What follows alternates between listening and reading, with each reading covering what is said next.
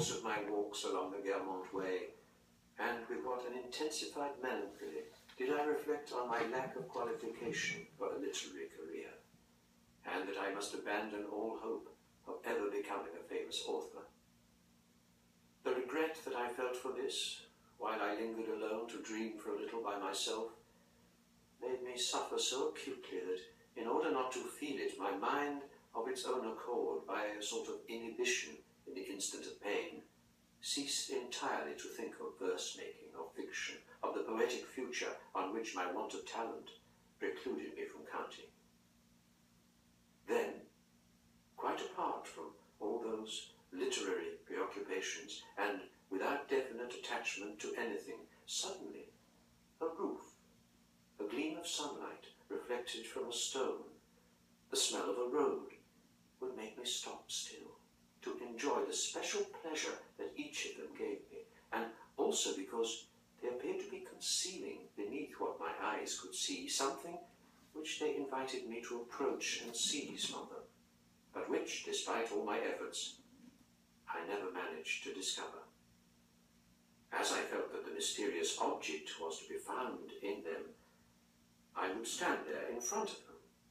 motionless, gazing, breathing, endeavoring to penetrate with my mind beyond the things seen or smelt. And if I had then to hasten after my grandfather to proceed on my way, I would still seek to recover my sense of them by closing my eyes.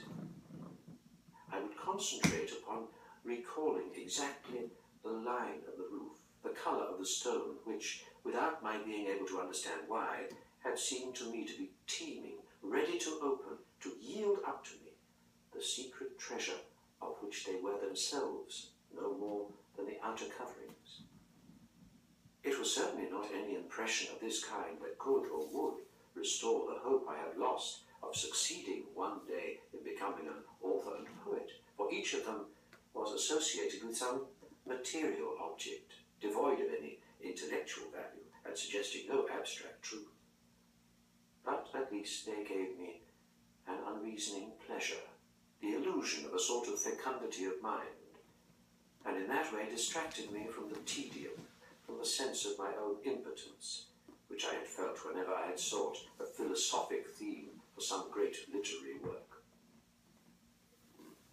So urgent was the task imposed on my conscience by these impressions of form, or perfume, or colour, to strive for a perception of what lay hidden beneath them, that I was never long in seeking an excuse which would allow me to relax so strenuous an effort, and to spare myself the fatigue that it involved. As good luck would have it, my parents called me. I felt that I had not, for the moment, the calm environment necessary for a successful pursuit of my researches, and that it would be better to think no more of the matter until I reached home, and not to exhaust myself in the meantime to no purpose. And so I concerned myself no longer with the mystery that lay hidden in a form or a perfume, quite at ease in my mind, since I was taking it home with me,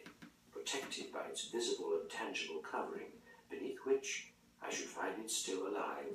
like the fish which, on days when I had been allowed to go out fishing, I used to carry back in my basket, buried in a couch of grass, which kept them cool and fresh. Once in the house again, I would begin to think of something else, and so my mind would become littered, as my room was with the flowers that I had gathered on my walks, or the odds and ends that people had given me, with a stone from the surface of which the sunlight was reflected, a roof, the sound of a bell, the smell of fallen leaves, a confused mass of different images under which must have perished long ago the reality of which I used to have some foreboding, but which I never had the energy to discover and bring to light. Once, however, when we had prolonged our walk far beyond its ordinary limits, and so had been very glad to encounter halfway home, as afternoon darkened into evening, Dr. Perspier, who drove past us at full speed in his carriage, saw and recognized us, stopped, and made us jump in beside him, I received an impression of this sort which I did not abandon without having first subjected it to an examination a little more thorough. I had been set on the box beside the coachman. We were going back the wind because course, the doctor had still, before returning to Combray, to call at Martinville-le-Sec at the house of a patient at whose door he asked us to wait for him. At a bend in the road, I experienced suddenly that special pleasure which bore no resemblance to any other, when I caught sight of the twin steeples of Martinville, on which the setting sun was playing, while the movement of the carriage and the windings of the road seemed to keep them continually changing their position. And then of a third steeple, that of Vieux-Vic, which, although separated from them by a hill and a valley, and rising from rather higher ground in the distance, appeared nonetheless to be standing by their side. In ascertaining and noting the shape of their spires, the changes of aspect, the sunny warmth of their surfaces, I felt that I was not penetrating to the full depth of my impression, that something more lay behind that mobility, that luminosity, something which they seemed at once to contain and to conceal. The steeples appeared so distant, and we ourselves seemed to come so little nearer them, that I was astonished when a few minutes later we drew up outside the church of Martinville. I did not know the reason for the pleasure which I had found in seeing them upon the horizon, and the business of trying to find out what that reason was seemed to me irksome.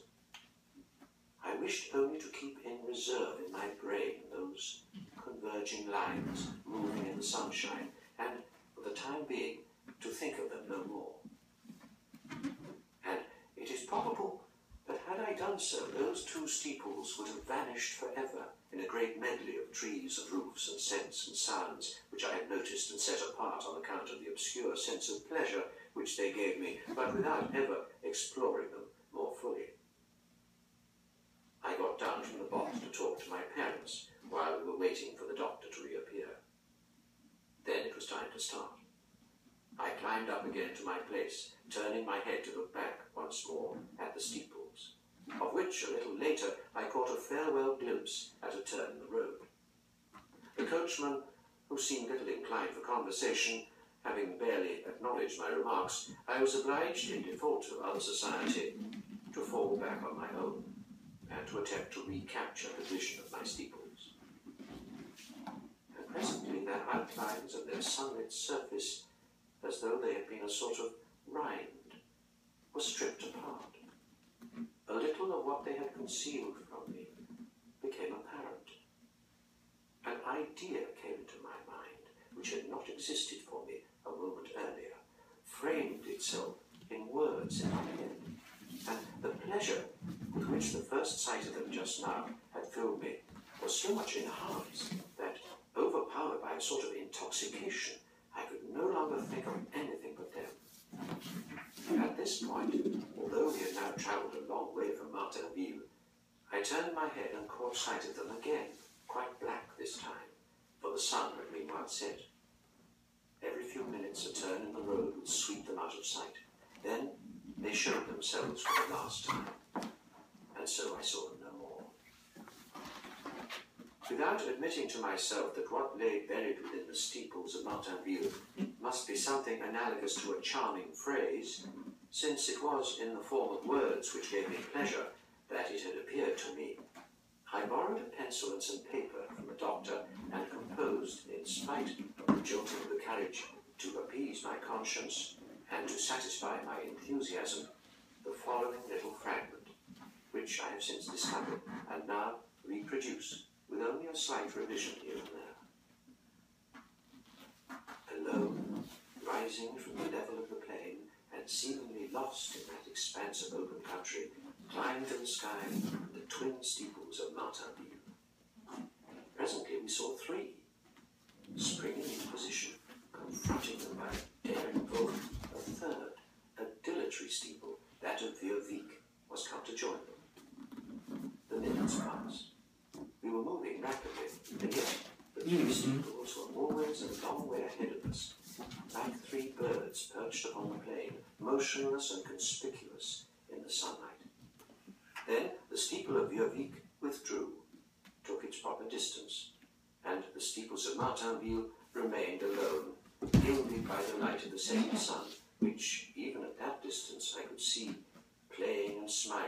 their sloped sides. We had been so long in approaching them that I was thinking of the time that must still elapse before we could reach them, when, of a sudden, the carriage, having turned a corner, set us down at their feet.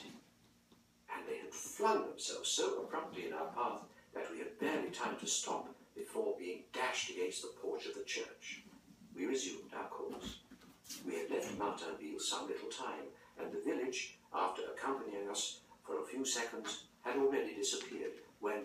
lingering alone on the horizon to watch our flight, its steeples and that of Vieux-Vic waved once again, in token of farewell, their sun-bathed pinnacles.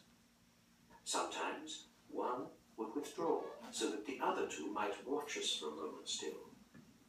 Then the road changed direction. They veered in the light like three golden pivots, and vanished from my gaze. But a little later,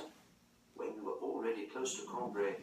the sun having set meanwhile, I caught sight of them for the last time, far away, and seeming no more now than three flowers painted upon the sky above the low line of fields. They made me think, too, of three maidens in a legend,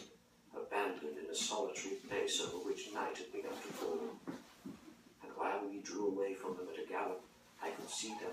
timidly seeking their way, and after some awkward, stumbling movements of their noble silhouettes, drawing close to one another, slipping one behind another, showing nothing more now against the still rosy sky than a single dusky form, charming and resigned, and so vanishing in the night. I never thought again of this page, but at the moment when, on my corner of the box seat where the doctor's coachman was in the habit of placing in a hamper the fowls which he had bought at Martinville Market, I had finished writing it, I found such a sense of happiness, felt that it had so entirely relieved my mind of the obsession of the steeples and of the mystery which they concealed, that, as though I myself were a hen and had just laid an egg, I began to sing at the top of my voice.